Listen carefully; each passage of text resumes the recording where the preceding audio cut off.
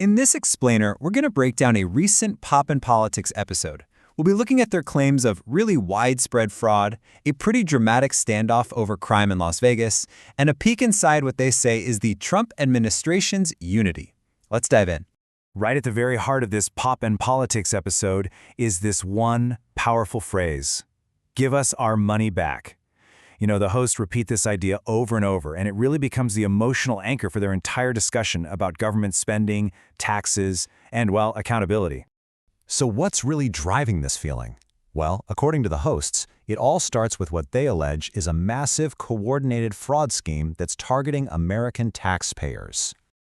The episode really zeroes in on this clip from former President Trump. In it, you hear him directly accuse prominent Minnesota politicians of being complicit in what he calls the Minnesota scam, and he specifically links it to Somalia. The speakers in the source argue that this isn't just some minor government waste.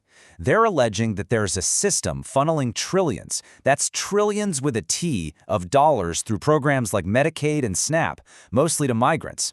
In their view, this is actually the main driver of the national debt. And they propose a presidential task force to go and reclaim all those funds. So then the episode kind of pivots from these huge systemic claims to how this all impacts the average American. They frame it as a deep-seated taxpayer grievance. To make their point, the hosts draw a really sharp contrast. On one side, you have what they describe as the American taxpayer, working multiple jobs, just struggling to get by.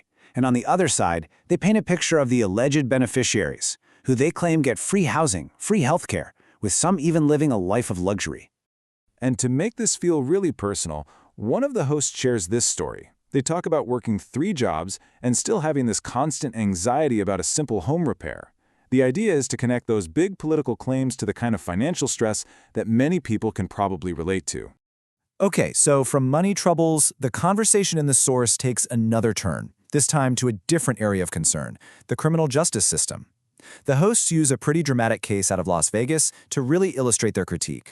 So this whole case revolves around a career criminal who, according to the report they cite, had 35 prior arrests.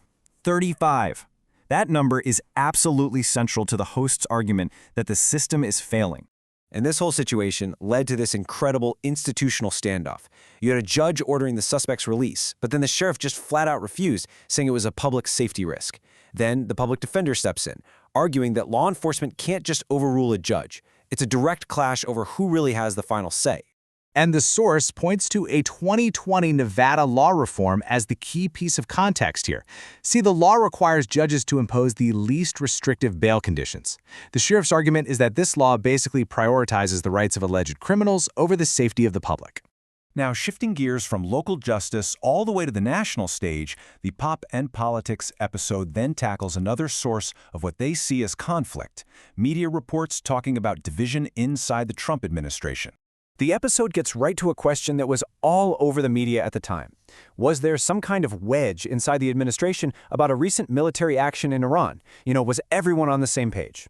And this was the official response, as shown in the source material. In this clip from a press conference, you see JD Vance directly call out a reporter, accusing him of trying to manufacture a story about division and just firmly denying any kind of split. So, right after that clip, the show's hosts jump in with their analysis. They argue that, sure, there's internal discussion, but there is zero dissension. In their view, it's simple. The president makes the final call, and a united front is just non-negotiable. They do admit that some of the initial messaging might have been a bit inconsistent, but they claim it was corrected very quickly. All right, so the final section of the episode ties all of these different threads together: the fraud, the crime, the political unity, and it presents one single big call to action: reclaim the money. So what's the solution they propose? Well, their path forward involves, first, exposing all this alleged theft, then shutting down the systems that allow it to happen, after that, launching this historic effort to reclaim trillions of dollars, and finally, using all those funds to balance the federal budget. And this quote right here, it pretty much sums up their core economic argument. They're explicitly stating that this alleged extraction of wealth is, in their opinion, the single biggest cause of the U.S. national debt.